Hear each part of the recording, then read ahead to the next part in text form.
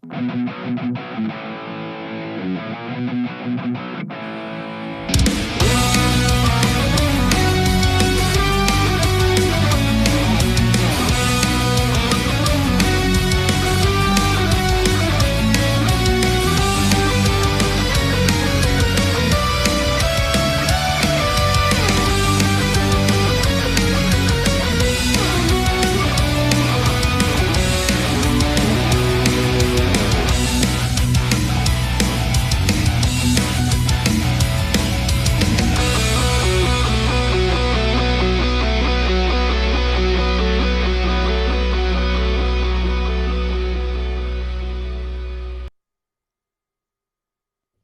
up, Tudorinos? Welcome back to the Game Addicts Podcast, a show where we're talking about the modern retro video games that we play and collect. I'm this podcast player, one Brando. Joining me here today is this podcast player, two Mike. Hello. Hello, good sir. We are here to talk about E3 2019 Part 2. We did Part 1 with our good buddy Tyler McLaughlin from Podcastrophe. Thank you so much, Tyler, for helping us out for the live stream for the Xbox and for the Part 1 podcast.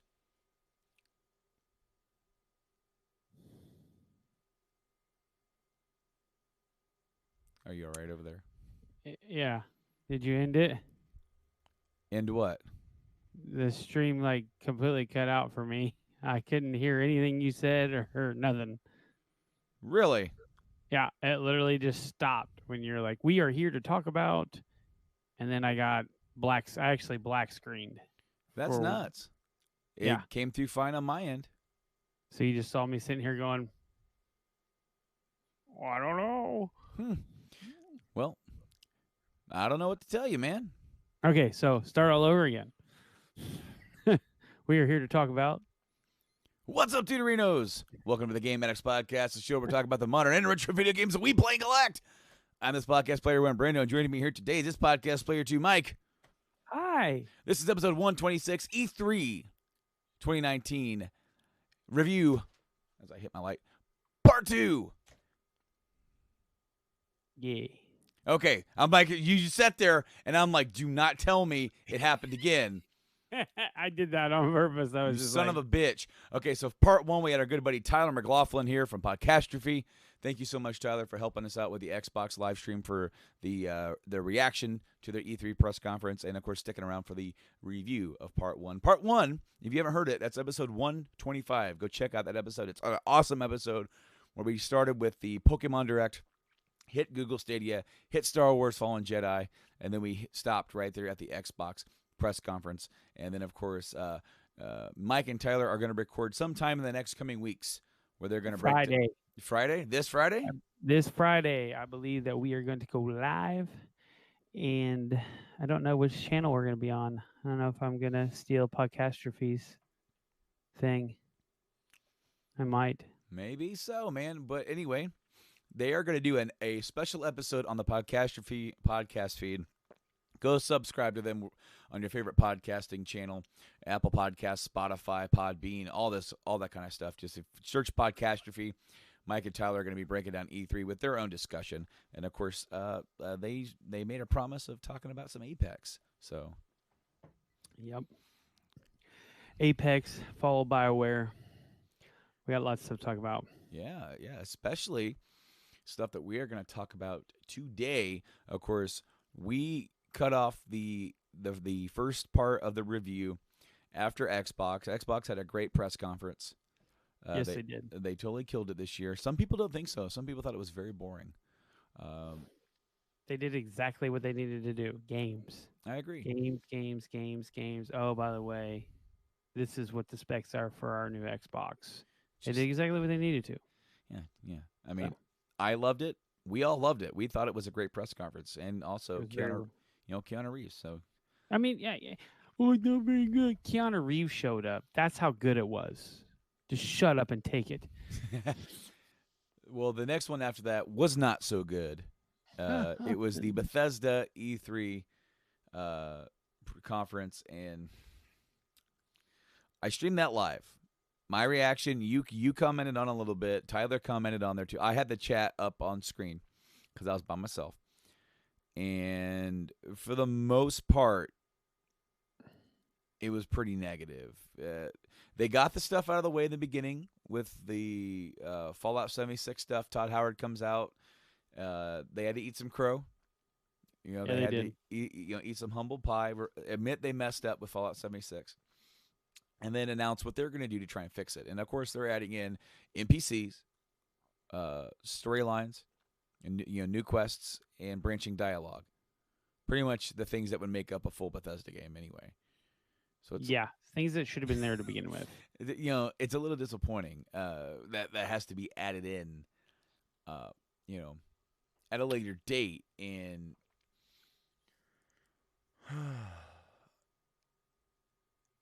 they also added a battle royale mode. That is something that I'm just shaking my head at. I'm just sitting going, I get it. It's the fad. It's going on. Like everybody's playing battle royale games. Hell, I'm playing them. But I mean, I mean, is it needed? No. Is it cool that they have it? I mean, it's kind of cool. Yeah. But I don't think that's what I would have been working on.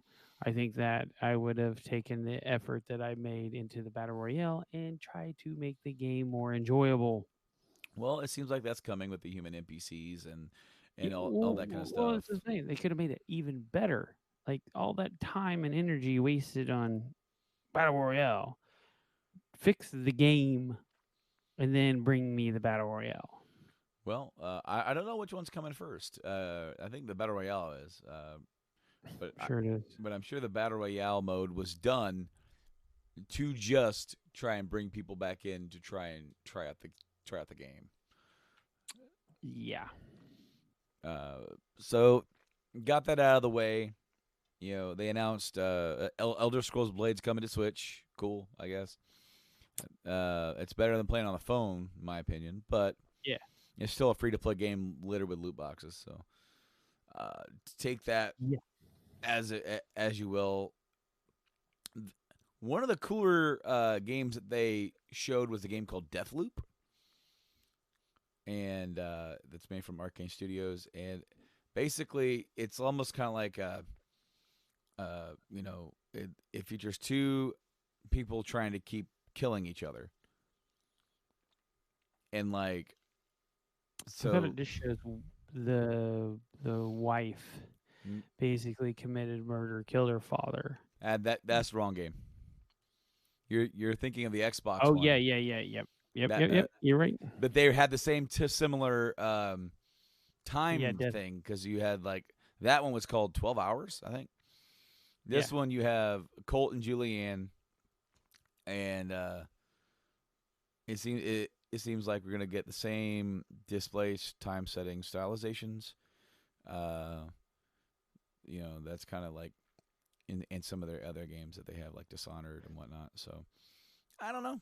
It kind of like it.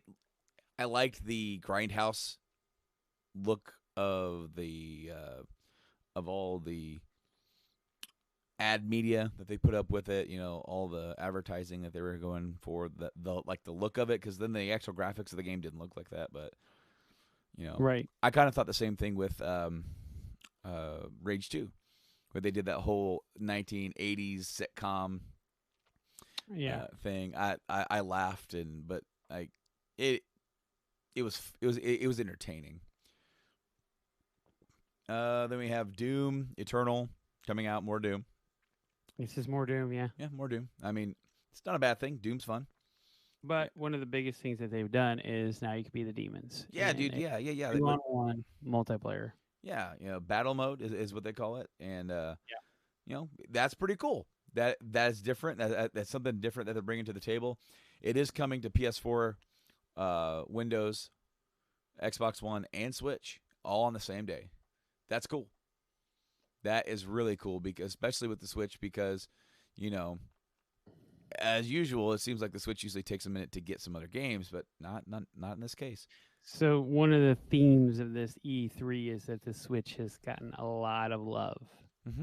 At this E3, a lot of people are throwing their stuff on there, which we will get to later on. But Wolfenstein Youngblood, that's the 2-player co-op Wolfenstein game with the kids of the original protagonist. Uh, that's coming out too. That's coming out in July. Uh, so that's also coming to the Switch on day one. The last thing that I want to talk about that they showed that was an interest to me uh, is a new game from Tango GameWorks, formed by the guy who created Resident Evil. Of course, he went on to do Evil Within and Evil Within 2. Their next Right. game is called Ghostwire Tokyo. And we got a teaser for it. We didn't get any gameplay, but we got like modern day looking uh, Tokyo with people just appearing out of their clothes Right. and a dude with a bow and arrow, which I was making cracks that it was Ronan, Hawkeye from Avengers, but it looks pretty, it looks pretty cool. I want to see more because it was just a teaser, and I'm definitely interested because like both Evil Within and Evil Within 2 were like very stylized, uh, you know, games coming from the mind of the guy that created Resident Evil, and I just want to see what he's got up his sleeve next. But Right. other than that, and some mobile games, that's it for Bethesda. Pretty much. Uh, But there's the two thumbs down. Sorry. well, here's the thing, and you and I, we talked about this. This one was all about turning the ship. Yeah. They were showing you that they're not giving up on Fallout 76, admitting they messed up, showing what they're going to add to it to make it better, inviting you to come back and try it out for free if you'd already sold the game or never got it. And also, all this add on stuff is free, and it better be free for how much money people literally sunk into this to buy it at full price Ah, or more than that at I'm sure you launch. got that. Were you watching videos over there? Stop. Yeah, I'm trying to pull up the. Okay. I hate websites that do that. Auto playing videos, man. That Yes, I'm telling you. Every time I scroll past it, so I have to open it up. I'm trying to pull up Ubisoft's game list and everything hmm I already so that I have can follow along. everything. Yeah. I know you do, but I don't. So Well, I had it. And Ubisoft, I'll be honest with you, didn't there's have a nothing. lot. Well, no. It had. I want to actually give props for Watch Dogs Legion. I watched it and it looks interesting as shit. Okay, the first Watch Dogs, it doesn't quite get it. I see what they're kind of getting. I have it. I tried it. Didn't hit with me. Okay, Watch Dogs 2 I heard is way better, but I didn't buy it. This one, set in London, no main player. It's all you have to recruit new players. You have a list, Right. and you can swap back and forth, and people have different pros and cons to their players. And those characters that you recruit can have permadeath, and they actually reference it in the story, Right. and that is so cool to me. At one point, they play as an old lady, like a grandma. And it was just hilarious seeing her climb over stuff, trying to sneak into places, and she's all moving all slow. But I just thought that was, just hilarious, but also just a really neat idea. An idea that you don't see too often. Especially with a game like a big open world game like that, where maybe GTA 5 maybe even like inspired that a little bit, where they with the three protagonists and switching in between them. Now you can switch like I don't know how many you can do, like 10, 15, Mm-hmm. and they're all voice acted. They're all everything. Then we got a game called Roller Champions. Yeah, okay. Right. I mean, okay. We got Rainbow Six Quarantine. It's a new It's a 3-player tactical player versus enemy co-op game coming in early 2020. They're looking to keep adding stuff to Rainbow Six Siege. Mm-hmm. They did the big Just Dance thing. They had the guys and like the panda bear and let's come out and dance. Yeah. Coming And to you got Switch, huh? Go ahead.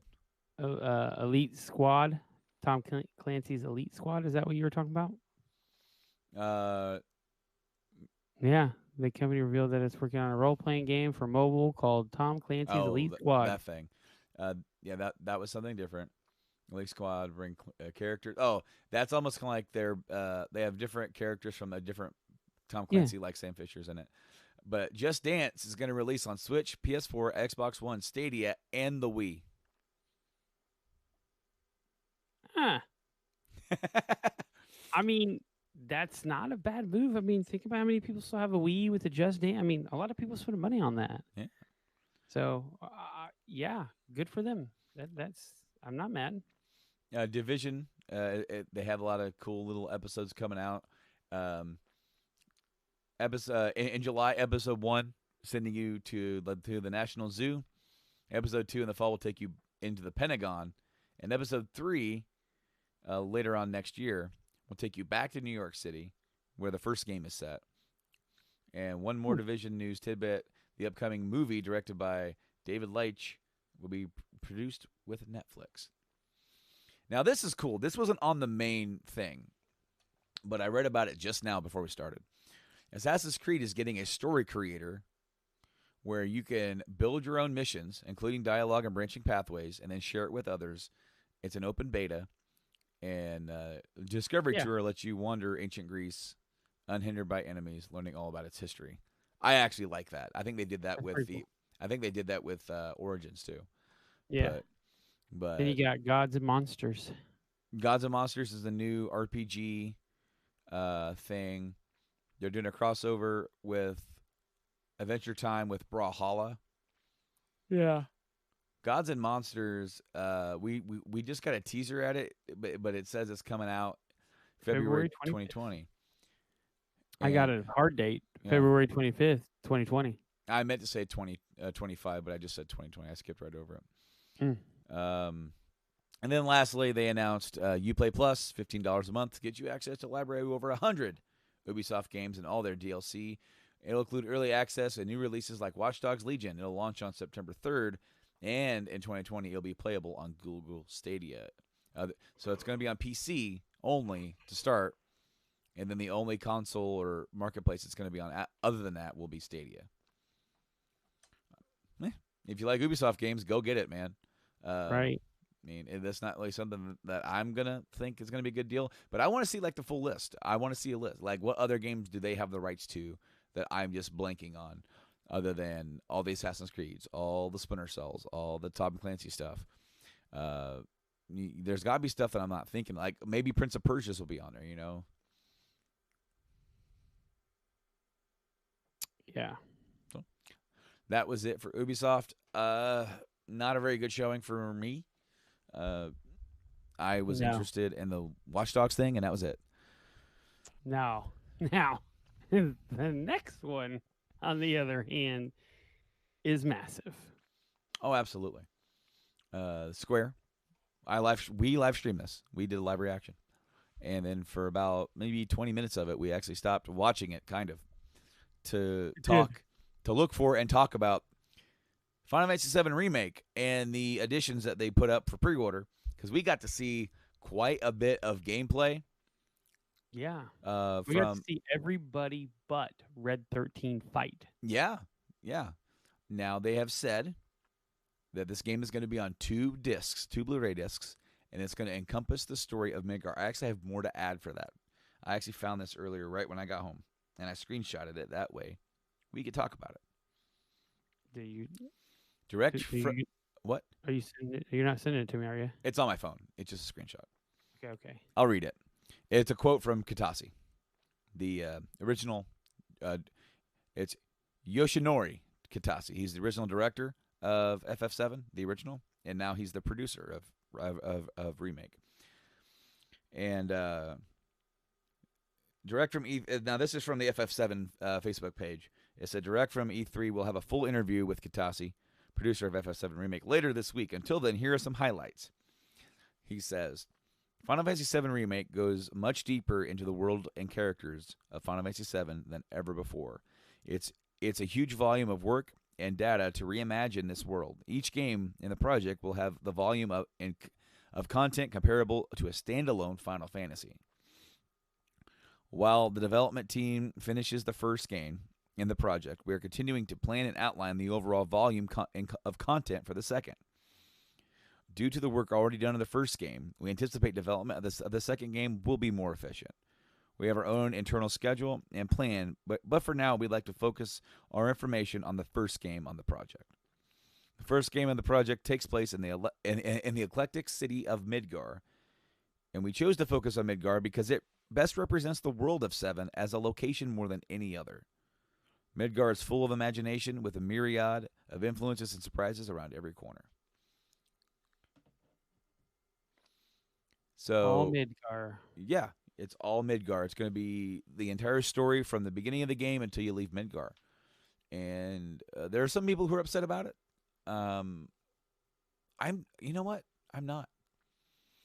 I'm not. I really hope. Now, he months ago referenced 13, FF13, as a model for what they're going for this because each one of those games is a full Final Fantasy and it tells a full story. Like you have, but each one is also a full story within itself. You know, you have a beginning, middle, and end for each one of those parts of the story, and all three of those stories make up an overarching story. And I feel like for this, Midgar could be a really competent first part of the story. It's the start of the game. It's the introduction of all the characters. It's the introduction of Shinra as the big bad and evil company.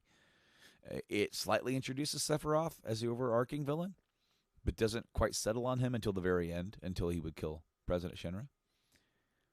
And then right at that point, you're kind of like, everything's in disarray. I mean, because you have like the big moment, probably like the biggest moment of the game is going to be Sector 7 plate drop, all those people dying. Just imagine the size and scope that scene can take now by having a lot more visual aid to tell that story. Well, the fact that they're gonna basically let you roam a Mm-hmm. lot more of the sectors, so you're gonna actually have a idea of the actual scope from the ground up. Oh, And absolutely. so that'll be cool. The I really hope it's not more than 3 parts. That's my caveat with this. I could be wrong, and I'm willing to accept it if it's if part 2 isn't what I want it to be, as long as I it's done think well. I think you'll get it because if this is only Midgar, it's literally going to be until you leave Midgar is where it's going to end. Mm-hmm. Somewhere in that region, whether it be right as you see the horizon before you walk out of the actual city limits, or when you enter the first town, or whatever the real first open world town area, whatever. I, personally, it doesn't matter to me, but you're going to give us so much more story in Midgar. The question is it going to be 3 episodes? And if this is on 2 Blu-ray discs, so let's say that they're almost full. Let's say it's 80 gigs. That's just Midgar. How big is everything else going to be? Are we looking at some of them picking up 3, 4 discs? Because you're talking about 3 has everything in it. Literally, the third disc has everything in the game in it. Like you could still go back through some parts of the Midgar. They may change that aspect of it if it's too big. Because that's going to be literally insanely large. They may make it to where you can't free roam as much. I wouldn't be upset if they didn't. Like if I had to have a game that big, because you're talking about probably one of my most played games of all time when it comes to console games. And for me to just keep playing it and have more stuff to do, I really don't care. I think this game, I'm going to play it for a couple months. Yeah. I think the like FF10 and how they did theirs, where it wasn't open world, it was areas. And then when Right. you got the airship at the end, you could just select where you wanted to go on the map, and it would just fast travel you to that area.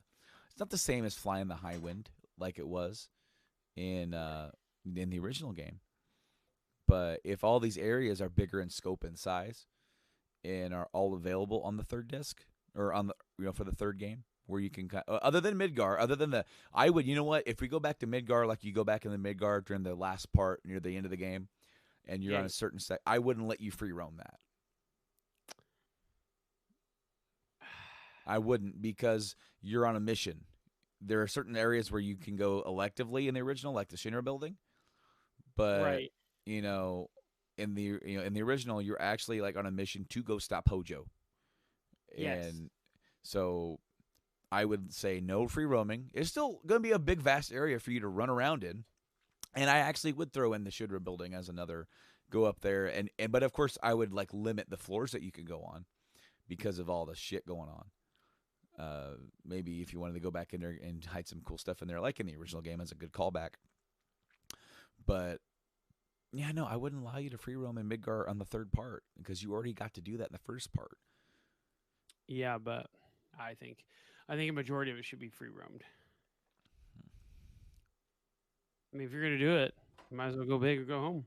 Well, I don't know, because I can see it being, Midgar second run a little bit smaller in scope because you already did it once, but Maybe uh, it's still the size of the game, regardless of how like how large the world is, how much stuff is hidden in it, how many the chocobo stuff. I mean, you're talking about there are tons and tons and tons of aspects of this game that they're going to throw in here. That's just going to be unbelievable.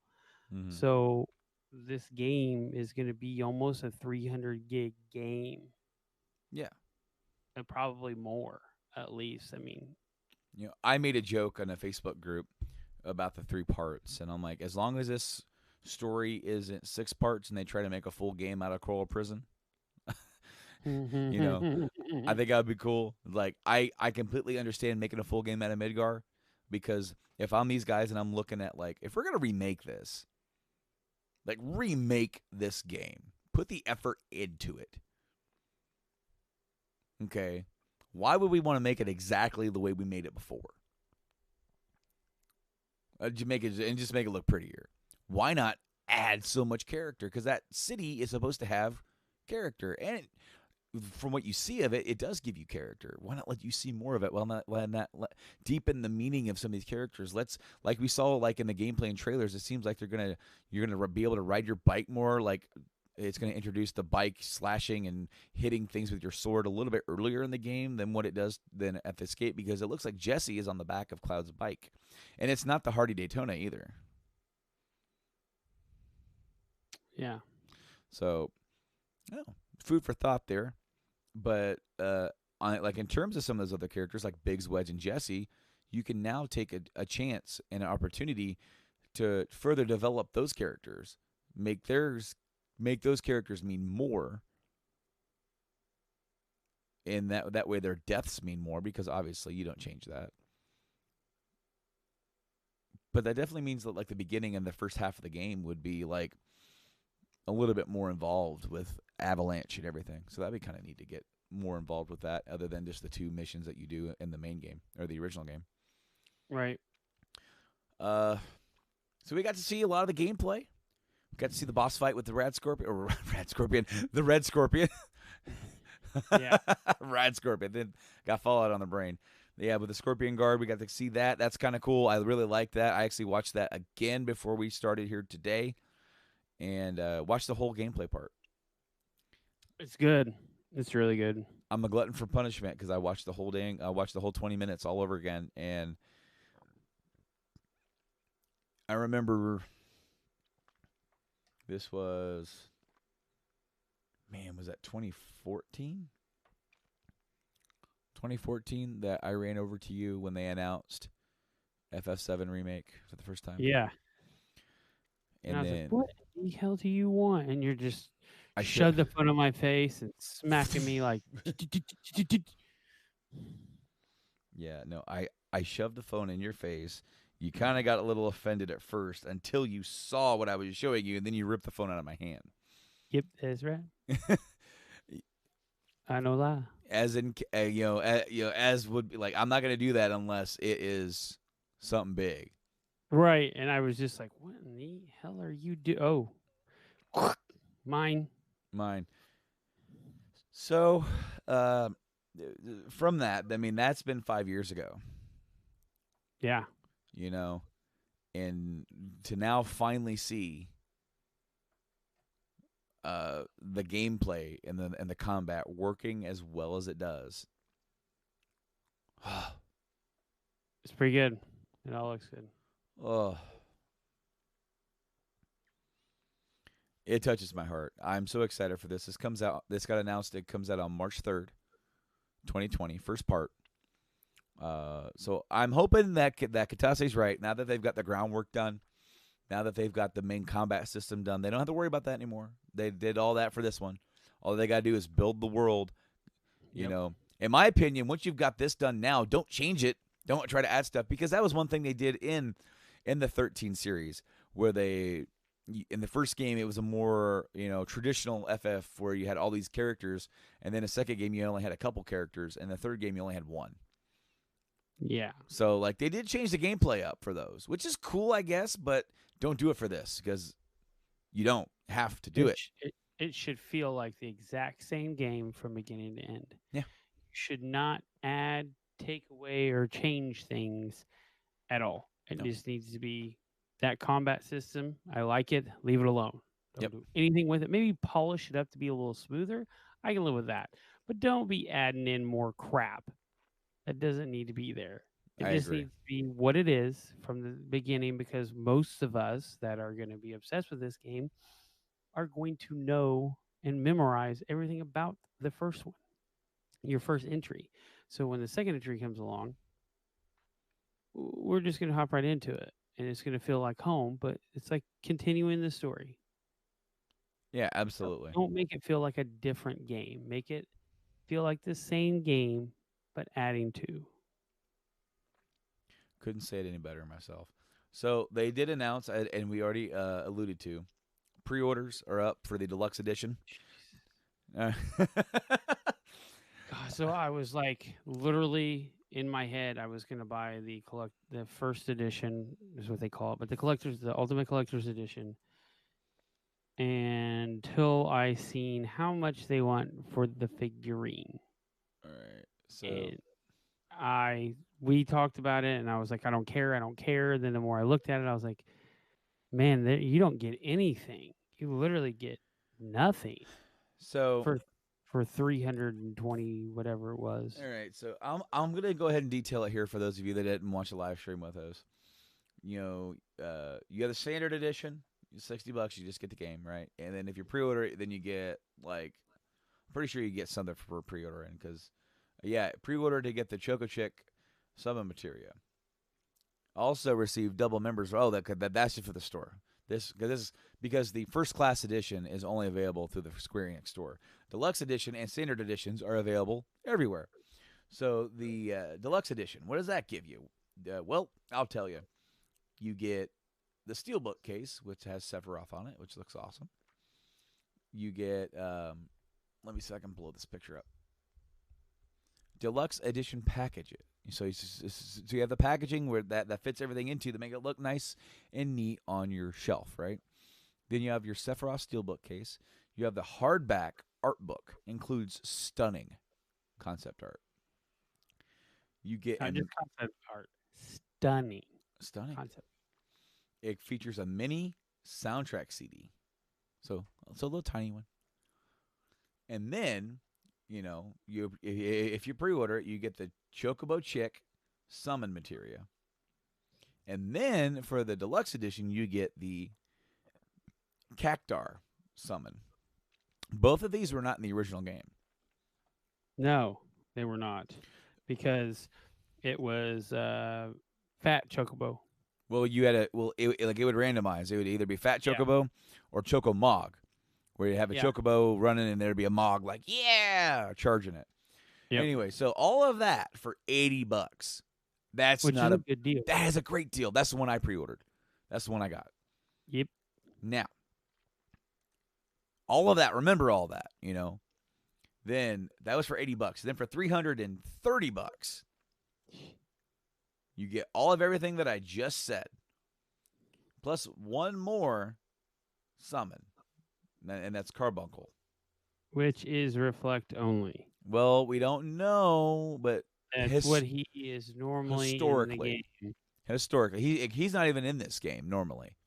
Right. He's in all the other ones, and he does reflect. But then you get Play Arts Kai, Cloud Strife, and Hardy Daytona box set. Cloud Strife and his iconic motorcycle that he only rides once in the game. Right. In the old one. An old one. Okay. It's only iconic through Advent Children. Because in Advent Children, they really show the bike. Because in the show, he has a bike that has what, like 10 swords in it, Yeah, something like something like that. that. Now, And you know, that's cool, but I wouldn't say that the bike is iconic well, I in the can game. argue that just a little bit, other than the fact that that's a very memorable sequence that stands out for the game. So you get a Play Arts Kai set, and you get Cloud and the motorcycle, meticulously sculpted to a high level of quality. Can you believe that? I can for the Now, low price of 200 and some extra dollars. there are some of these still available. Yeah, because it's a shitty deal. Let me tell you this. Let me tell you this. If that was $250, you would not have been able to purchase one fast enough. No. There's no way, because I can justify $250 for that. I could, an $80 for the Steelbook edition with the Sephiroth Steelbook, the soundtrack, and the art book. $80 is a great deal, but adding the bike and the person into Cloud for that'd be what, $170. Mm-hmm. I could argue that. That's something that I could potentially argue. But 80 extra dollars. So that's insane. You think about it. They are charging you $250 without taxes for those two figurines. I can go buy a smaller set in scale for $77. Brand new. So, yeah, no. All right. So I clicked on order a first class edition. And in the review of what's in your cart, there are two items. And it is the game first class edition for $329.99. And then the other thing, so that's one, you get that. And then underneath you have the Final Fantasy VII Remake, Play Arts Kai, Cloud Strife, and Hardy Daytona action figure for $0. What this is, guys, this is a soft bundle. You're not going to get a cool big box that says FF7 First Class Edition on it, right? You're not going to get that. What you are going to get is a shipping box with the game in it and your action figure box. Because the action figure is sold separately. They can be sold separately. And I'm pretty sure that it already is on the website just for those. I haven't looked, but okay. I'm going to look now that we're talking about it. Okay, you do that. So I'm just looking, okay? I'm hoping I don't have to put my payment information in because I don't want to accidentally buy it. I'm just trying to figure out how much this would take to ship to me. So, also, to add before you continue, to ship this to you, to get it the day it comes out, is an extra $25 to ship it no matter what. Okay, so 2-day shipping is $25.99. Overnight, next day. Oh yeah, it's $35. Yep. So $35 extra to get it. What? Why? Yeah, you're gonna get it as fast as you can. Okay, so the grand total comes to $365. That is $300, $305 more than the base price of the original game. And then for $80, you can get all the stuff that comes with it except for the action figures and one summon. Doesn't make any damn sense. I am so excited for this game, and this really disappointed me. And this I can't say that this is on the developers. I don't blame them. I blame the marketing guys at Square because I'm going to detail to you. And I've already told you about this, but Holy shit. Have you seen how much that bike goes for from the Play Store? So if it is the same one, which Is I it the don't think it remake is. one? Okay, so I'm gonna go back to the Square one. Send me the link first. The Advent Children's one is Yeah. $370. Okay, yeah, because that one's out of print. We got to remember that. So Like that one's for old. for just Cloud, it's the same one. Is $150 just for Cloud. For just Cloud. Just Oh my- Cloud. Okay, so the prices of these figures have gone up considerably since from the time that I we're buying these because just Eris is the same price. Actually, hold on. That's the Crisis Core one. Jiminy Christmas. I don't know what to say. Because yeah, they've got hell the freaking plushie. Okay, so this angers me a lot because they're cash cowing this really hard. Final Fantasy VII Action Doll Cloud plushie pre-order $70. Okay, so I'm gonna look and see how big it is. there is a double pack of this is called Bring Arts. It's a little bit different. It's the same kind of shit though. And it's a double pack. It's a Dawn and Dagger from FF9. And you can actually have Dagger has 1, 2, 3, 4, 5 interchangeable heads. And Zidane has 2, and he has his tail. He has 1, 2, 3, 4 different sets of hands. She has 2 or 3 different sets of hands. She has 2 different weapons. He has 2 different sets of daggers and then his ultimate weapon. And I mean, they're crazy detailed. That I'm not going to say that these figures are not great. They are. They are fantastic.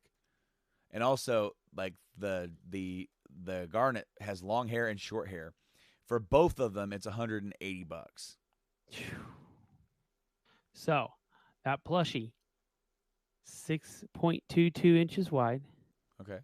Diameter is 5.12 inches, and the height is 12 inches for $70.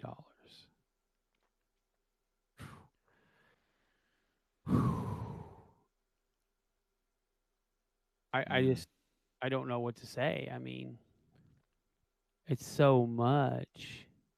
So Advent Children, Sephiroth, the one I have, $150. That's not how much. You know how much I bought it for? How much? All right.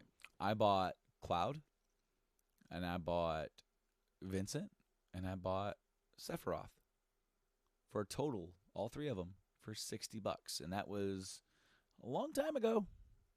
I mean, probably in the mid 2000s. Yeah. Okay. So, Okay. yeah. So, so, I couldn't help myself. So Barrett is on waiting list. So you did say, yeah, Crisis Core is $150. Yeah. I don't think they're out of print anymore because if they're still selling them, they're not out of print. Well, yeah. I know that they weren't making it for a long time and you couldn't get it. So, Cloud Strife and the bike from Advent Children is not the Hardy Daytona. It's called Fenrir. It's a different bike. That one, yeah, as you said, $370 for that.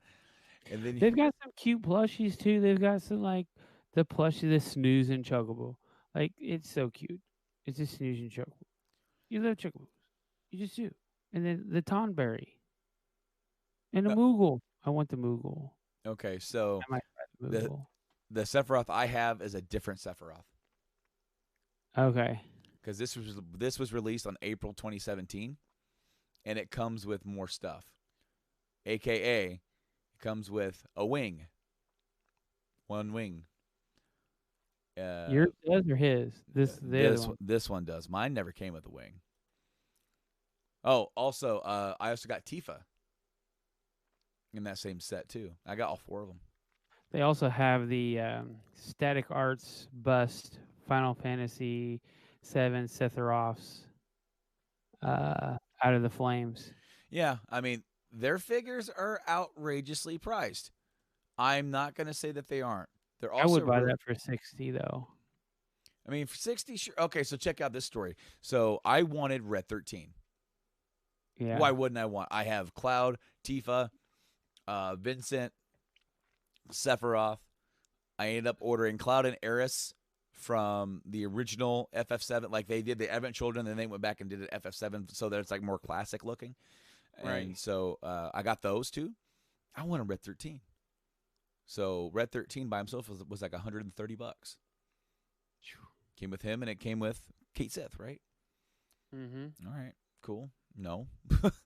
So I found a bundle that came with Red 13, Yuffie, and Vincent. It was the 3 from that run. All 3 of them for $90. Now, I didn't need Vincent, I already had one. I didn't care to get Yuffie, but I'm like, I want Red. So this is me buying him for $30. Or at least that's how I told myself. Now, I was going to talk about Cyberpunk's Collector's Edition because we talked about how outrageously priced the FF7 First Class Edition is. I'm going to implore you all to not buy that. Not because I don't want you to support FF7. I do. Buy the game. Buy the deluxe one, please, because you get everything but like the freaking figure. If you want it and have the money, far be it from me to tell you what to do with it. But as your lawyer, I'd advise against it. Yeah. The Cyberpunk Collector's Edition, this is $250, which I thought, oh man, that's a little much. You get a 10-inch statue of the of the player character, the game's protagonist.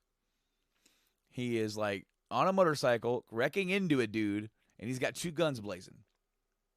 Okay. Then you have the game case with the game discs. So this game's on 2 discs as well. You get the Collector's Edition box. It's a big-ass box. The World Compendium. That way you can find out a little bit about this world you're in. Postcards from Night City. Map of Night City. You get stickers. You get other sticker bomb set, which are all a bunch of like gang stuff and like what maybe like companies or gangs in the city. The metal pin set. You get like 2 pins. Then you have embroidered patches, which are probably different gangs in the city. Collectible steelbook for the game. The Quadra VTech metal keychain. That is the damn car. You get a hardcover art book, and then digital content is the game soundtrack, the Cyberpunk 2020 source book, art booklet, and wallpapers for your desktop and mobile. You get all of that for $250. Worth it. That is way more shit. So much stuff. Like, when I saw how much it was, I was turned off. And then when I saw how much you get with it, I was like, well, the only thing that's holding me back from it is like, I don't know if I'm really going to like it. I have a feeling I will, do, because I've liked what I've seen from all the gameplay. I've liked the setting. It's very interesting to me because it's very different. You know, that's why I liked playing through Red Dead. It was unlike anything else out there. It's like not the same shooters. It's not the same RPGs. This is a big open world Western. There are no open world Westerns. This is a big open world, Blade Runner type place. There are no games like it. That's why I want to play it. The only thing that's holding me back is like, man, am I really good? Am I going to look at this like you looked at Fallout 76? I don't think I would, but I want to risk it. Yeah. I'm sorry that I had to bring up that old wound. I guess, the helmet was worth $200, I guess. So maybe the game will improve enough to where I'll be like, yeah, I might play this. But here's the thing. I'm going to want to start all over again because they're going to add story. Yeah, right. Thanks, Bethesda. What is this that I'm seeing? I don't know. What is this that you're seeing? So, oh wait. So there's a product called Nintendo Switch Up, and you plug it into the USB of your dock, Okay. and you can use your PS4, PS3, Xbox One, or Xbox 360 controllers right on your Nintendo Switch. Nice. Oh, I thought it was something different. Anyway, moving on to Square Enix, we're just gonna kind of cruise through here. Crystal Chronicles. Yep, that game's coming. Of course, that was already announced. We Right. saw a It's little coming bit. winter. Yeah, we saw some gameplay from Dying Light. Yep. We also got the Octopath Traveler on PC. Mm-hmm. We got the Which- first. Oh, you go ahead. No, I was just gonna add to it. Go ahead. No worries. Go. Outriders. We got a first look at Outriders. That's from the dev that made Bulletstorm, Gears of War Judgment. Yeah. It looks interesting. Uh, The Last Remnant remastered. Last That is a Xbox 360 and PC game, and it is actually available right now on the Switch. hell yeah. But I think it's only download. I think it's only Download. download only. Hopefully they make a full copy of it if there's enough interest. Dragon Quest Builders, we've already seen some of that throughout the weekend. So Dragon Quest 11S. Yep, that is the Echoes of the Elusive Age. that is the expanded version of Dragon Quest 11, and it's coming to Switch. Yep. Then there's a new game from Tokyo RPG Factory. Let's see if I can say this. Onanaki. Yes. That comes out in August. And then there is a new racer game called Circuit Superstars. Kind of reminded me of that one RC Pro-Am. RC Pro-Am a little bit, but way better. Pretty much what it was. Way better looking. And then we got some gameplay of Shadowbringers. Yeah, we got that. That is what we missed. That's the expansion for Final Fantasy 14, by the way. That is the part that we missed while we were going nuts. That's fine. I mean, neither one of us play it. You did for a while. I did, but Blitzball. Oh, and then here's a big one. There are 2 games, 2 RPGs to the West for the first time, coming to consoles, PC, and mobile. Mm-hmm. And that is Romancing Saga 3 and Scarlet Grace. Mm-hmm. So Romancing Saga 3 we never got a release over here. It's old school. Yeah. And they're bringing it over. And then Scarlet Grace, I think, is it's like another entry into the Saga series. But it was only over in Japan, maybe. Maybe it's maybe the other one was ever released, and this one is coming along. Then, of course, we have the complete remake of Trials of Mana, which is the third game in the Mana series. And, of course, that was Final Fantasy Adventure was the first one. And then Secret of Mana on the Super Nintendo, which we got a remake of last year. Which is horrible. Yeah, hopefully this one isn't.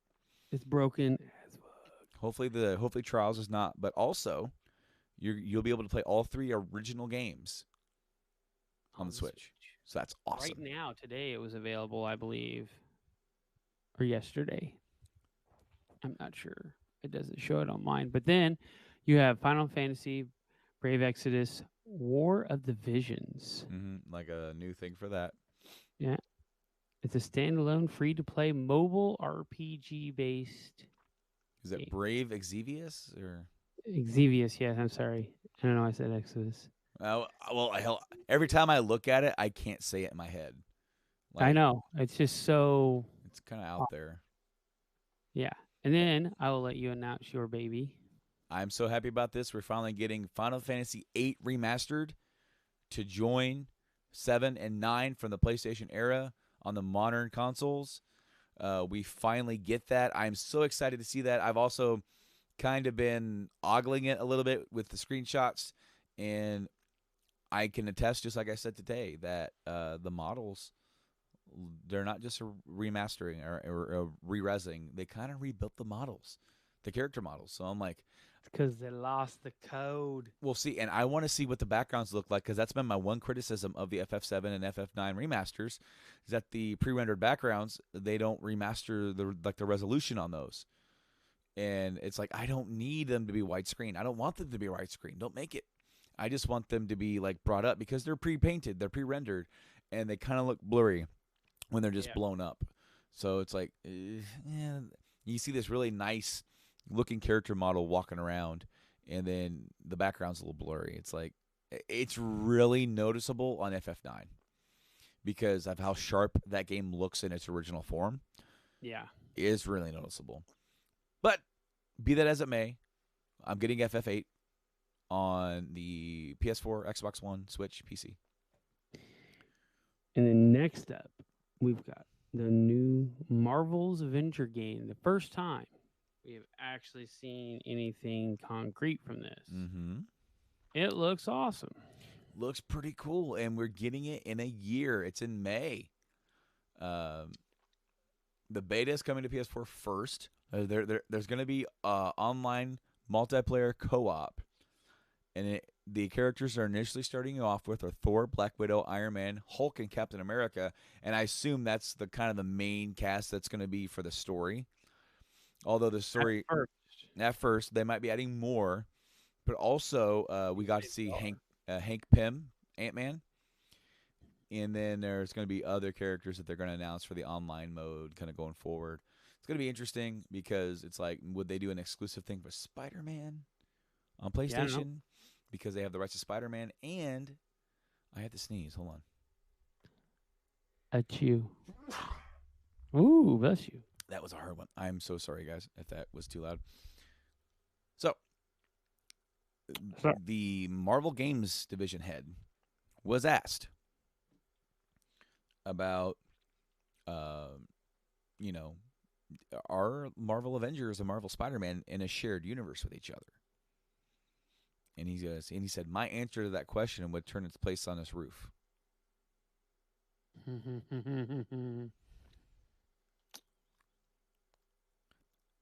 I think either it's no, and people will be like, ah, or it's yes, and we're not ready to announce it yet.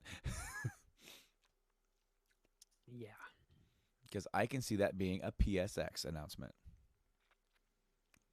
Yeah, you're right. Maybe. I don't know. But no, I thought it looked really cool. We have a really cool cast.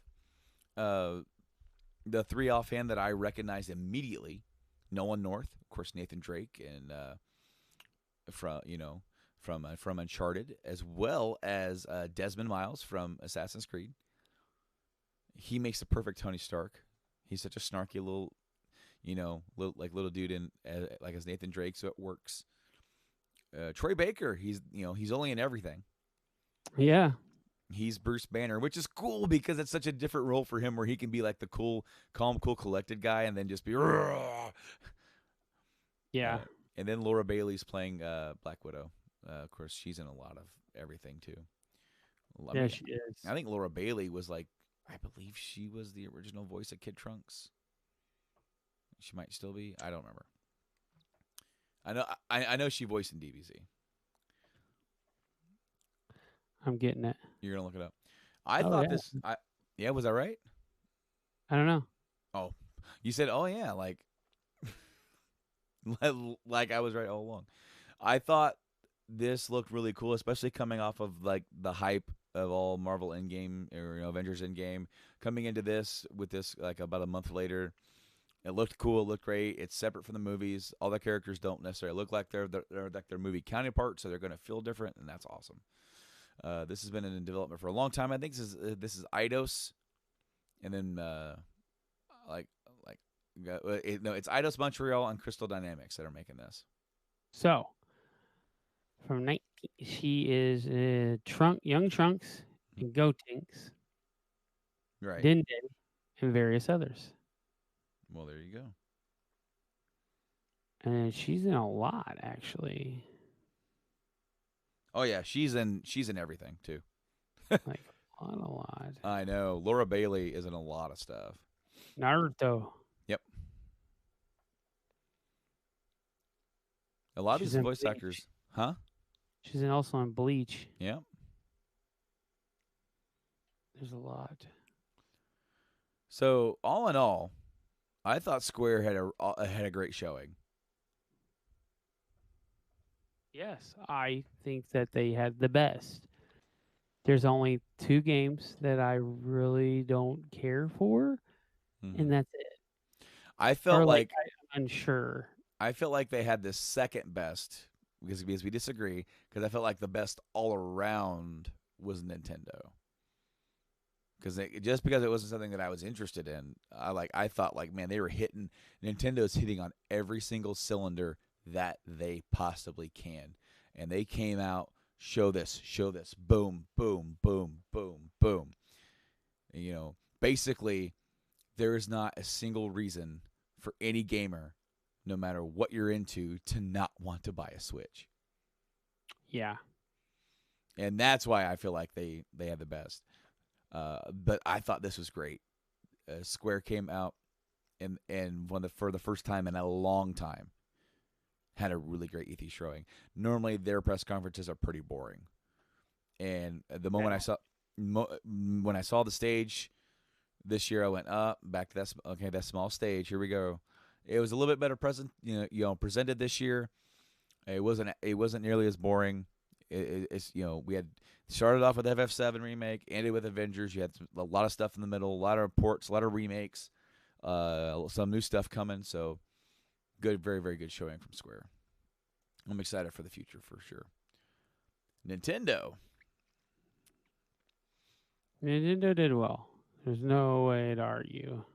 Oh yeah. Uh, so Nintendo comes out, and of course they just did a full direct of Pokemon Sword and Shield. They just Yeah. dumped you with a bunch of information. So uh, they detailed. Oh, and also they also detailed freaking Mario Maker 2. They could have put all that in here, but Mario Maker 2 is coming out like in a month. But here's the thing. If Not you even. add if you add those two in, because they did them early for a reason, because they had so much to show, Mm-hmm. and they didn't want it to take up all their directs, because they usually try to make their directs, about the same, 30 to 55, somewhere around in that region. They don't like to go over. So they showed so much of Mario Maker and Pokemon. I felt like they wanted to put those out because they would have taken up way too much, because Mm-hmm. they had a lot to show, and a couple that we were just so surprised. Like, I'll jump in here and say, The Witcher 3 Complete Edition. I never would have thought they would even try to put that on there. And they're Yeah. just like, "Yep, we can. Here you go." It's like, Um, okay. yeah. CD Projekt Red shared some screenshots for what the game looks like. Uh-oh. No, no, no, no. Sorry, guys. Auto playing video. Auto playing videos, guys. Should never be a thing. Never be a thing. Oh, and guess what? I went to another site. Guess what they have?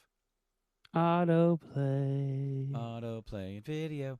Yeah, no. Witcher 3 on the Switch looks absolutely phenomenal. Absolutely phenomenal. I do wonder what it runs like in handheld mode. So The things I saw, or the shots I saw, looked like they were in handheld mode. And it doesn't look bad, no, but I think for a mobile game, you're not going to notice. It looks probably just not. like it looks very close to Skyrim. Best way Uh, to put it. right. And to be fair, Witcher 3 is way better looking than Skyrim. To be honest with you. Yeah, yeah. I'm not going to argue. So you have that. They showed Luigi's Mansion 3 with some cool like 4-player like co-op and a new mode there and some new moves that he can do. Um, There's the Cadence of Hyrule. that's like a rhythm game. And it's gonna feature. It's from the guys that made. I can't remember the name of the damn game now, but it's gonna have Link and Zelda in it. Yeah, I didn't really care for that, but that's just me. But let's go with No More Heroes 3. No More Heroes 3. It's coming off of like the first one came out for the Wii, Mm-hmm. and then 1 and 2 went to PS3. So this is the third one in this series. It looks very over the top, like it's taking the whole thing to the next level. Pretty cool Oh yeah, looking. you would expect that. Um, and then we had what Damon X Machina. That one looked. That was another one that looked really flashy and really over the Yeah, top. Demon X Machina. It's very flashy, very fast paced looking, and yeah, I enjoyed it. It was hard for me to watch though because the way that they did the presentation, it was like flashing white, and it was like, and you're like, okay, we get it. It's flashy and fast. Completely forgot to mention this, but they announced or even mentioned this like when we're talking before, but the ports of Resident Evil 5 and 6. Yeah, we were getting to it, but all right. Uh, they're doing a remake of Panzer Dragoon from the Sega Saturn. Yeah, That was cool. I thought that was really. I mean, Panzer Dragoon's kind of like a on rails Star Fox type game. We don't have an official Star Fox game on this. right. He So also something that was definitely out of left field. Netflix's Dark Crystal game on the Switch. yeah, yeah. Age of That was weird. Resistance Tactics, Yeah. and of course we mentioned Elder Scrolls Blades. They're adding the hero from Dragon Quest 11 to Smash. Then of course they're adding Banjo Kazooie to Smash. That Yeah. that's really cool. There's a game called Empire of Sin. I don't know if you watched that. Yeah, That I watched it. that looked different. Also, the Sinking City is going to the Switch as well. Sinking City, and then we also got a quick thing of new Super Lucky's Tale from Xbox Yeah. and Uh, Contra Rogue Core, yeah, Contra Rogue Core. and then the Contra Collection.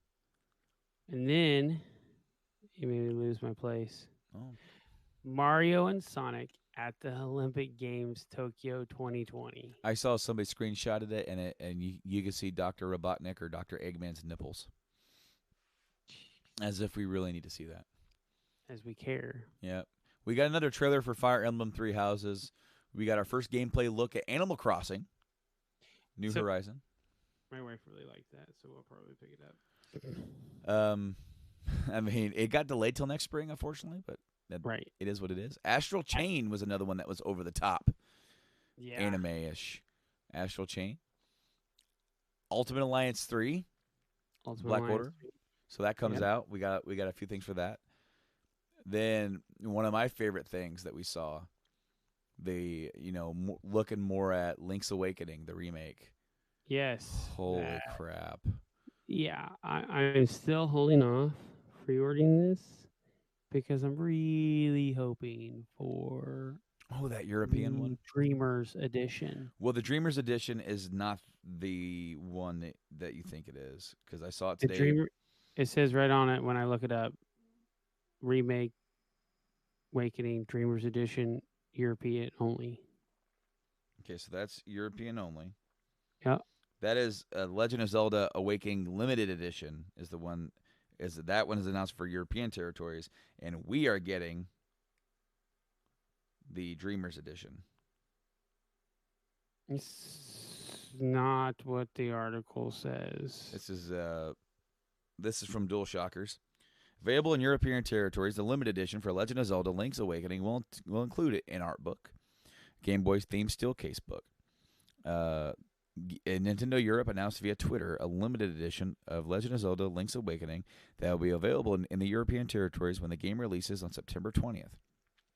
So what will the limited edition include? It comes with an art book, steelbook case, and for the sleekest goodie in this limited edition is a steelbook case, which makes it look like it's based off It the is now original. up on Amazon for $70. For that one, Yep, Dreamers Edition. Pre-order add to cart.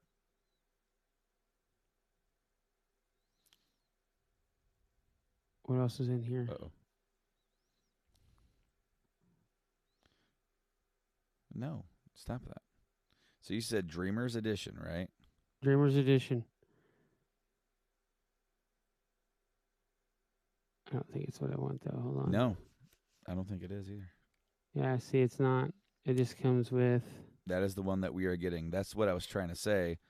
Is that the limited edition is exclusive to Europe, and we are getting the one with just the Dreamer Edition Art art book. book. Yep, we are not getting No the steelbook. Steelbook. Why not the Steelbook? Why? I don't understand why not.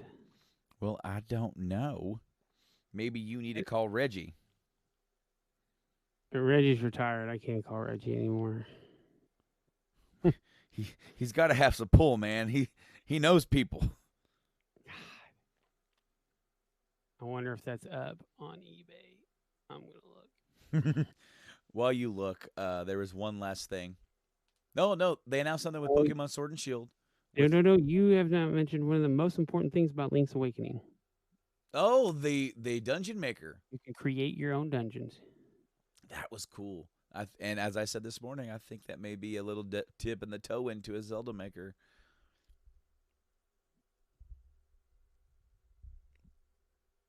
We'll see. We'll see. You're giving me this blank stare because I know you're looking for it. Yeah. Now, Pokemon Sword and Shield had they announced something with a little Pokeball controller that they came out with for Pokemon Let's Go. And I'm not sure like what it does. Can you take them with you? What does it do? Mm-hmm. You don't know. You told me today what it does. What is it? Say it again. The Pokemon Sword and Shield little Pokeball. Pokeball. It doesn't say. That's why I said I don't know. They don't say. He just says you can put a Pokemon in it and carry it around with you, and something special will happen. And it's like, okay, what is it? You'll find out. And it's not like they don't say anything. Is he going to evolve faster? Is he going to level up faster because you're walking around with him? What is this guy? What is this going to do for us? And he doesn't say. It just says that it'll help create a bond with you and your Pokemon, and something special will happen. Now, if that does exactly what I've been saying they need to do and create that bond, then that would be pretty cool. But I don't think it will. So they ended it pretty heavy. Yeah, they dropped the mic. They announced the sequel to Breath of the Wild. They did. And so we're going to go through this. I am in belief in myself. In myself. In myself. In my soul. Okay? I didn't see that on my screen. That this has something to do with the Shadow Realm from Twilight Princess. Why? Because the skeletal or zombie, whatever, dehydrated corpse, whatever it is, has the look of the same tiara that Milda had in Twilight Princess. Your little imp that rides on your wolf. So, yeah, and the armlet was the exact same design. So, it leads me to believe that. Now, what does that entail for us? We don't know. But I am totally down for you guys doing this. And that's like my favorite real Zelda game. Breath of the Wild is one of my favorites for the open world concept, but I believe Twilight's still my number one for just story is phenomenal. I found something. You found something? Well, you best be sending it to my screen. Well, I'm gonna tell you first, okay? Okay. I found the limited edition from ebgames.com.au, which is Australia. Hey, God. How much? $109 Oh, I can do that. with a $30 deposit. Mm, Now, with a 20-day shipping. I'm gonna click pre-order right now because this is shipping from around the world. You're not gonna get it day of. Oh no no no. You're gonna be waiting a while for this. That's one of the games I don't mind to wait. But if it was Final Fantasy VII, I would buy. Oh, wait, hold on. Whoa. Okay, it's in the cart. Okay, so it's only one per customer. I'm gonna view my cart because I am going to estimate shipping. Jesus.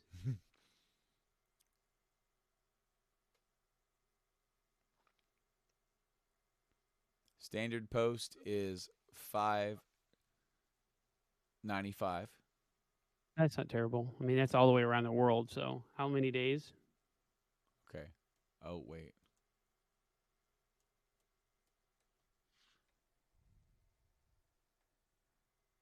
I can't even enter my address.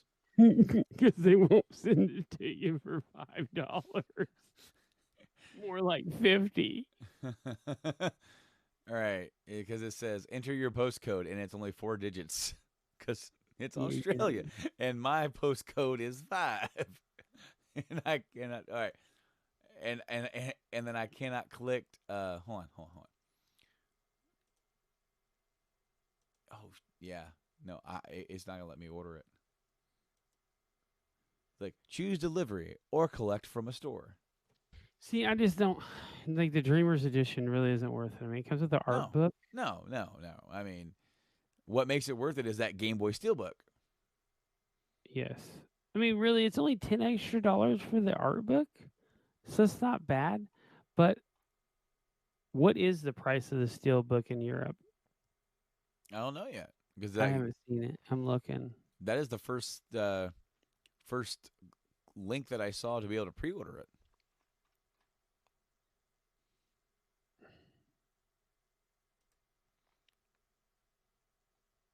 All right. Hopefully, no auto playing videos. Yeah.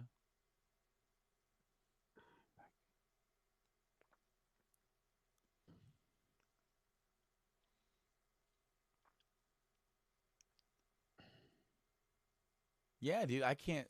It's not really giving me a place to be able to go find it. That's kind of like I found it, but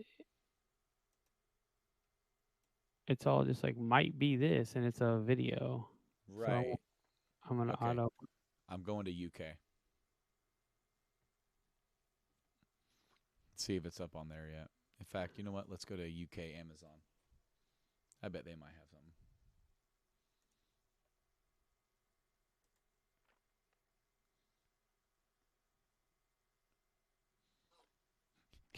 I clicked the link and it gave me the original Game Boy game.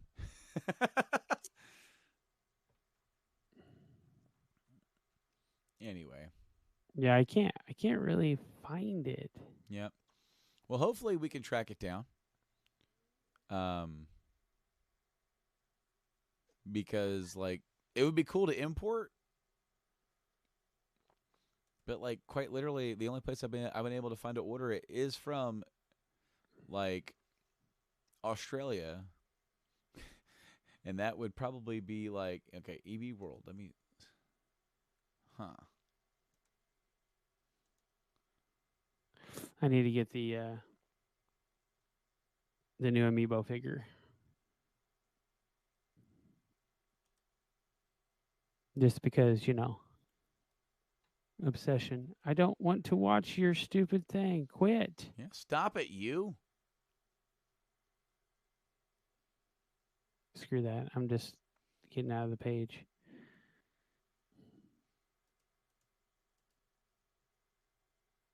Yeah, I don't see it.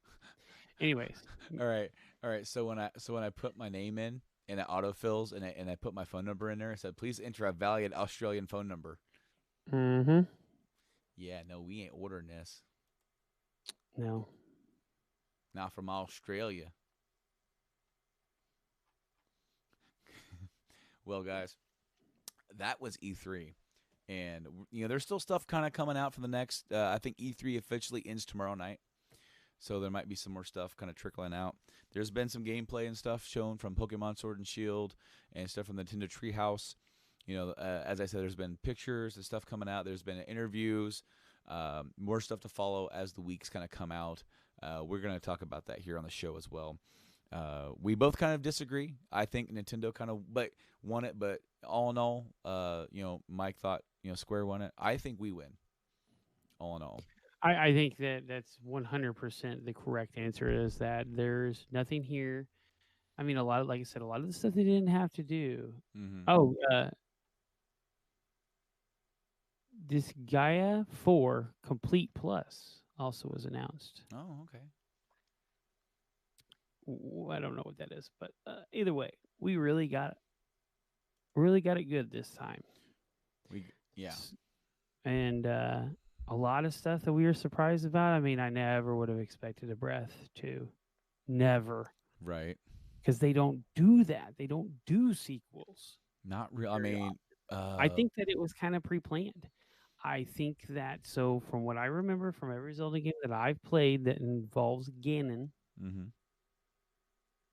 like Twilight Princess, you have the Shadow version. You defeat him, and then the real version comes out, and then you had to fight him. I think that this was just the fight, the Shadow Ganon, and we are going to get a real Ganon, and this is like that story. But also, this is the adult Link story, which Twilight Princess is also the adult Link story. So they've done like Majora's Mask sequel to Ocarina, and then they've had like Spirit Tracks and whatnot. Yeah, Yeah. yeah, So they've had some. yeah, they have really, but nothing. I mean, those are okay. Those are good, decent games, but I guess Majora's Mask is. I can't really say it's a good game because I mean it's coming off of Ocarina, Mm-hmm. and that's beholden for most gamers one of the greatest games made because it. I mean, that was their era of time. Ours was Link to the Past, which we both absolutely love. Yep. But So the arcade 1-up things that they have, those little small arcades that you can get. They have one coming out for Ninja Turtles with 4-player. Not only that, they have a Marvel one coming out for Marvel superheroes from Capcom. They're also going to be doing a tabletop Pac-Man, like what we used to have, like at Pizza Huts and stuff. Yeah. And then I just saw this one. This is what made me click on it. The one and only Metal Jesus is standing next. He's posted on his Instagram at Metal Jesus Rocks. The Atari Star Wars arcade cab featured for Star Wars Empire Strikes Back and Return of the Jedi with yoke controller. That's like the little steering thing. It's crazy. Yeah, that is freaking awesome. It's a good time because a lot of people are catching that retro gaming is big, so they're just releasing a bunch of new stuff. Mm-hmm. So the Polymega is the one that I told you about today, releasing the newer HD Zapper gun. Yeah, Polymega. Good for you. And of course, Polymega was at E3 as well, showing off their stuff. And also, we got announced a TurboGrafx 16 Mini. Yes. Which that's from Konami because they own the rights to that, and it's like 6 games got announced, but the 6 games for US and the 6 games for Japan are kind of different. The only one that I remember is Ys Books 1 and 2. Right. That's going to be on there. But as you said, man, never is a great time to be a gamer. Yeah. It doesn't matter where you are. It doesn't matter what you're into. There is stuff everywhere. There's stuff for the phones. There's stuff for the PCs, dude. There's stuff for consoles. And then there's even some crossover. There's stuff for, like, Nintendo Switch is killing it. They are. So it's such a great time to be a gamer. This year of the Switch, I mean, look what's coming out. Look what people are putting out on it. Yeah. They don't have to, but they're like, hey, you know what? I think this Switch is selling. Let's just throw. Can we do Witcher 3? Play around with it a little bit. Yeah, we can do it. Do it. Cool. It's there. Didn't have to be. Like I Mhm. said, to be. But a lot of these games, like Xbox is like one of the big third-party supporters of Switch right now. I mean, they're just throwing almost everything they can at it and saying, "Take." Cuphead, Lucky's Tale, the Minecraft Dungeons that's coming Yeah. to it. Well, why not? Yeah, I mean, it's selling. It's mobile, and they're killing it. Their sales are up. Everything's up. I mean, they've got Pokemon coming out. That's going to sell stuff. I mean, it's Pokemon. they got Breath 2 coming out. They got Doom, Mario, Metroid. shut up. I'm just saying, it's in the docket, dude. That's gonna be Breath something. 2 is coming out first. What's that? I think the new Breath of the Wild sequel will be out first. I think Metroid Prime 4 comes out first. I think that they're much further along on the Breath sequel than they want to say because they can use the entire groundwork of the first one and I'm then not. just add to. So I'm not saying you're wrong. I think they are further along, but I think they're going to hold on to it. yeah, I think and it they'll. all depends on how they do the Shadow Realm because you could technically do like a low roll status like you did in Link to the Mhm. Past and just make it to where you go into the Shadow Realm and it is literally a mirror image of Hyrule, but Shadow. Just saying, it can be done. So, somebody took Steve from Smash or from Minecraft. Mm-hmm. Got a letter from Smash Brothers, and it's Thanos from Endgame saying, "I am inevitable," and then it's Iron Man. Spoilers alert! Holding his hand up with his letter. We cordially invite you, and it's Banjo, and it says "Cook Yuck." That's awesome, dude. Anyway, I think that's all we got, man. That was an awesome E3. Great to see FF7. Great to see the Nintendo stuff coming down the line. Bethesda needs to come out next year with Elder Scrolls. At least show it. If they're, you know what? I don't even know why they even had one this year. Like other than to show, hey, we are not giving up. Please forgive us. Here's Doom. Yeah. Here's Wolfenstein. Please, sorry. That was it. I mean, Doom is big, so Doom Yeah. Eternal. Yeah. So I could see that. Next But Doom everything sequel, else sure. is kind of there just to be filler. So it's not like, hey, we're only coming to apologize and show Doom. And that's really what's going to happen here. I mean, So what do they do next year? Like, what do they do? they have to show. I mean, really on the docket, the Starfield's supposed to come out first. You know what? I don't think it is. I think Elder Scrolls is coming out first now. I think so too because of the fumble with 76, but it was supposed to come out first. It was. So we'll see what happens. But we haven't seen nothing from these two games. Hell, we've seen more of Elder Scrolls 6 than we have of Starfield. I mean, But it's- Starfield showed a planet. Yeah, show the It said- logo. And we got some terrain from Elder Scrolls 6. We got terrain. We got movement. I mean, come on. We got some. That right there was what they shipped Fallout 76 with. Terrain and movement. Yeah, I know. Anyway, Mike, thanks for joining me here tonight for the part 2 recap. Please go check out part 1 if you haven't done so. Download that, and then I don't know why you're listening to this if you haven't listened to that, but please, if you have not, go listen to that. Our buddy Tyler McGoffin is here. We laugh and we have a lot of fun with him. Love Tyler, dude. Thank you so much for helping us out every single time that you do. Love hanging out with you, bro. Yeah.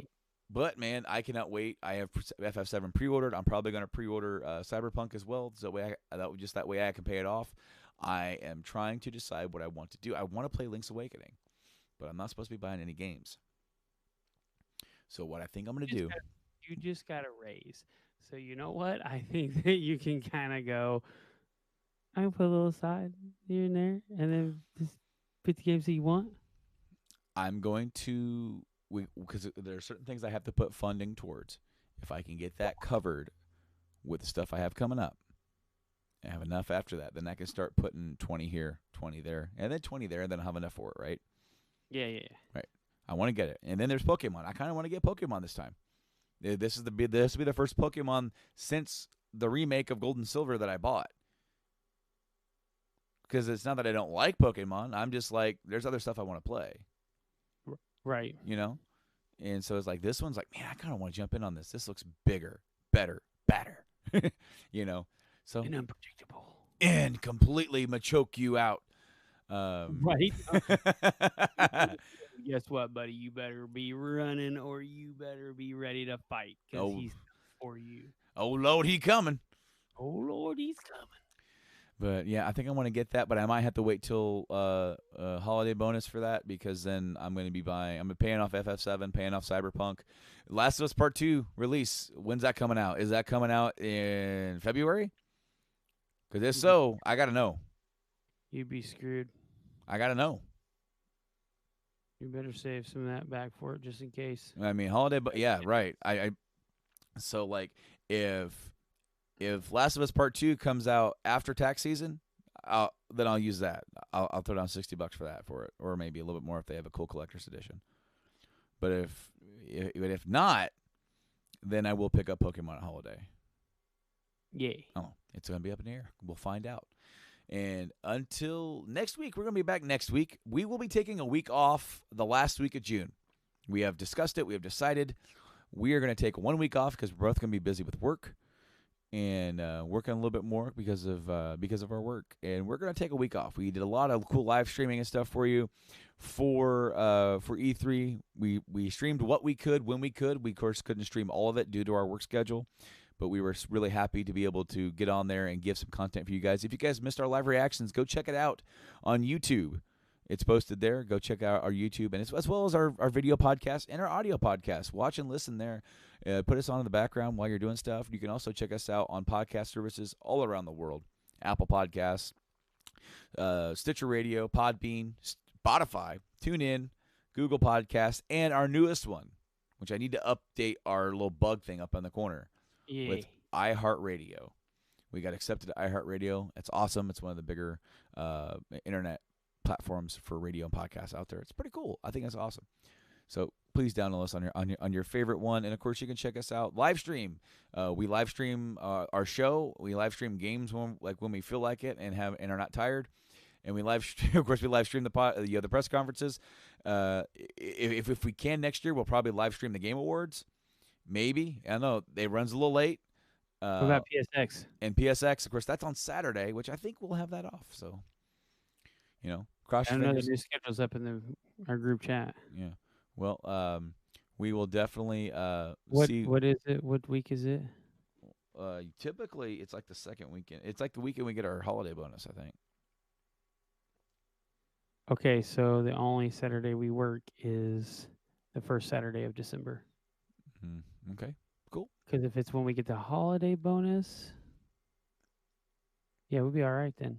Well, we will try and block out time for that because I think they do their press briefing like a little earlier in the day, like around maybe like 2:00 or something like that our time. But we'll see. We'll see. Thank you guys so much for watching, listening to this episode, and we'll see you next week with another probably like Fallout recap. Not the Fallout, E3 Fallout. Anything new that we have down the line, and anything that we may have missed if we forgot to cover it here and there. We'll try and hit that up. Yes, because the floor has just opened up. So some people like to keep some things off to the side for the floor specifically. So stuff's already stuff's already trickled out, just like I saw. Just like this arcade stuff. It's like that stuff that didn't get press conferenced. Didn't get talked about. And then there's also what's that company? Limited Run. They announced some cool stuff, which I don't even know what it is yet. But I really like Limited Run. They're really cool guys. It's cool stuff. We don't know what it is, but it's cool stuff. Hyperkin announced their N64 emulation box, which comes with wireless controllers that you can use on your new N64 or your old one. It's awesome. Yeah. So cool stuff to go around. Anyway, guys, until next week, I've been Brando. And I have been Mike. We will see you then, guys. Game on. Have a good one. Goodbye.